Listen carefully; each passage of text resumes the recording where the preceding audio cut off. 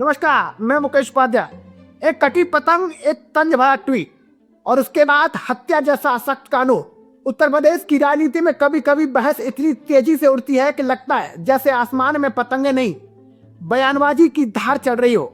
Samajwadi party के प्रमुख अखिलेश यादव ने अपने एक्ट यानी पूर्व के ट्विटर अकाउंट से एक वीडियो शेयर किया। वीडियो में एक कटी पतंग दिखाई दे रही है और उसके साथ लिखा गया है, ये जो कटी पतंग पीछे के घर से आकर गिरी है उसमें तो चीनी माजा लगा दिख रहा है। एक लाइन और छोटा सा वाक्य, लेकिन राजनीति में शब्द कभी छोटे नहीं होते।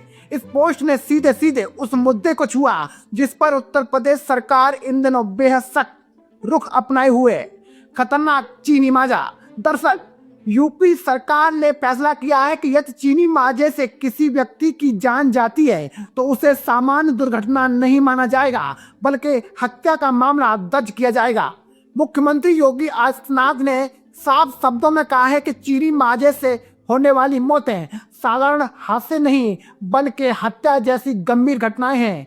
ये बयान अपने आप में बहुत भारी है, क्योंकि हत्या का मामला दर्ज होना मतलब कड़ी धाराएं, गिरफ्तारी, सख्त सजा और पूरे नेटवर्क पर शिकंजा। चीनी माजा आखिर इतना बड़ा मुद्दा क्यों? हर साल दोस्तों ध्यान देना, हर साल मकर संक्रांति, स्वतंत्रता दिवस या अन्य त्योहारों के आसपास पतंगबाजी का उत्साह चरम पर होता है, लेकिन इसी उत्साह के बीच कई बार सड़क से गुजरते बाइक सवारों की गर्दन कट जाती है और राह चल के लोग घायल हो जाते हैं, यहाँ तक के मौतें भी हो जाती हैं। चीनी माजा जो सिंथेटिक धातु मिश्रित और बेहद धारदार होता है, आसमान में अदृश्य तलवार की तरह काम करता है और इसको लेकर सरकार का कहना है कि यह सिर्फ पतंगबाजी का धागा नहीं बल्कि जानलेवा जाल है। इसलिए मुख्यमंत्री ने न सिर्फ इसके उपयोग पर सख्ती दिखाई बल्कि उत्पादन, बिक्री और भंडारण से जुड़े पूरे नेटवर्क को खत्म करने के लिए निर्देश दिए हैं। मुख्यमंत्री योगी आदित्यनाथ ने अधिकारियों के साथ बैठक में स्पष्ट किया, यदि प्रदेश में कहीं भी चीनी माजे से हादसा होता तो इसकी सीधी जिम्मेदारी पुलिस और प्रशासन की होगी। लापरवाही बरतने वाले अधिकारियों और कर्मचारियों पर कड़ी कार्रवाई की जाएगी। यानी अब यह सिर्फ कानून का मामला नहीं है बल्कि प्रशासनिक जवाबदेही का भी मुद्दा है। दोस्तों, सरकार ने सभी जिलों में थोक विक्रेताओं, गोदामों, परिवहन साधनों और यहाँ तक कि ऑनलाइन सप्लायर्स की भी सघन जांच के आदेश दिए हैं। स्पष्ट लक्ष्य है, प्रदेश में कहीं भी चीनी माजे की बिक्री या भंडारण न हो। लेकिन राजनीति यहाँ क्यों घुसाई? चलिए ये भी बात कर लेते हैं। यहीं से कहानी में सियासत की एंट्री होती है। अखिलेश यादव का ट्वीट सतही तौर पर एक हल्का फुल्का तंज लग सकता है, एक कटी पतंग, एक लाइन और संकेत, लेकिन राजनीति में संकेत अक्सर सीधा निशाना होते हैं। क्या यह सरकार की शक्ति पर व्यंग था?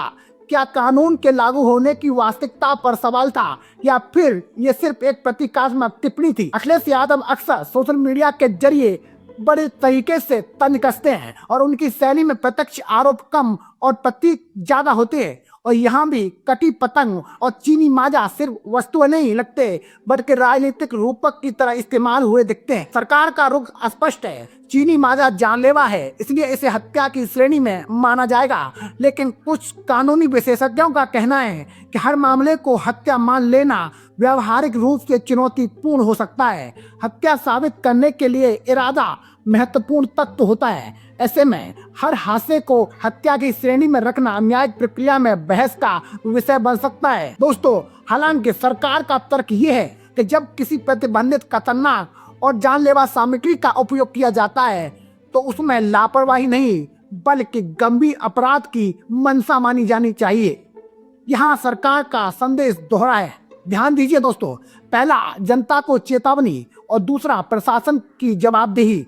अगर जमीनी हकीकत की बात करें तो उत्तर प्रदेश में पहले भी चीनी माजे पर प्रतिबंध लगा रहा है और पुलिस ने कई बार छापेमारी की और जब्ती हुई, लेकिन हर साल त्योहारों से पहले ये बाजार में फिर दिख जाता है। वजह सस्ता होना, मजबूत होना और पतंगबाजों में उसकी लोकप्रियता।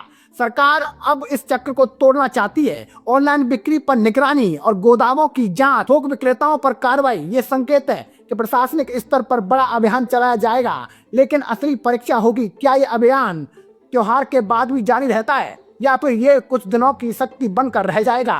दोस्तों, अखिलेश यादव के ट्वीट ने बहस को एक और मोड़ दे दिया।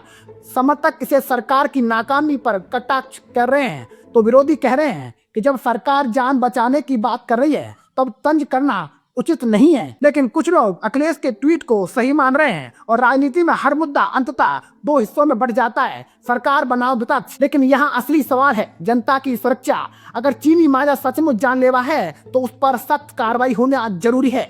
अगर कानून का दुरुपयोग हो सकता है तो संतुलन भी बहुत जरूरी है। और मुख्यमंत्री का ये कहना है कि यदि कहीं हादसा हुआ तो जिम्मेदारी सीधे पुलिस और प्रशासन की होगी, एक बड़ा प्रशासनिक संदेश है। आमतौर पर सरकारें प्रतिबंध लगाकर पीछे हट जाती हैं, यहाँ जिम्मेदारी तय करने की बात की गई है। इससे अधिकारियों पर दबाव बढ़ेगा, इसलिए अखिलेश के ट्वीट से भी अधिकारियों पर दबाव बढ़ेगा। लेकिन साथ ही ये भी देखना होगा क्या इस दबाव में कहीं निर्दोष लोगों पर भी कठोर धाराएं तो नहीं लगेगी। कटी पतंग भारतीय राजनीति में नया प्रतीक नहीं है, यह अस्थिरता, दिशा खोने या नियंत्रण छूटने का संकेत माना जाता है दोस्तों। और अखिलेश यादव का ट्वीट इसी प्रतीक के जरिए शायद ये बताने की कोशिश था कि कानून बनाना आसान है लेकिन जमीन पर उसका असर देखना जरूरी है। दूसरी ओर योगी सरकार इसे जन सुरक्षा का अभियान बता रही है। उनका कहना है कि हर जान की कीमत है और यदि एक भी मौत रोकी जा सकती है तो सख्ती बहुत जरूरी है। अब देखना होगा कि आने वाले महीनों में ये अभियान कितना प्रभावी रहता है। क्या बाजार से सचमुच चीनी माजा गायब होगा? क्या हादसों में कमी आएगी? और क्या ये मुद्दा राजनीतिक आरोप प्रत्यारोप से आगे बढ़कर जन जागरूकता का रूप ले पाएगा? क्योंकि अंततः पतंग उड़ाना एक परंपरा है, उत्सव है, आनंद है। लेकिन अगर उसी धागे से किसी की जान रुक जाए या किसी की जान चली जाए तो उत्सव मातम बन जाता है। और एक ट्वीट से शुरू हुई बहस में हमें उस मूल सवाल तक ले जाती है, क्या हम सुरक्षा को राजनीति से ऊपर रख सकते हैं? सरकार ने सख्त रुख दिखाया है, हत्या का मामला और नेटवर्क खत्म करने का आदेश और प्रशासन की जवाबदेही तय। और विपक्ष ने संकेत दिया है, जमीनी हकीकत पर भी नजर रखिए, अब फैसला समय करेगा।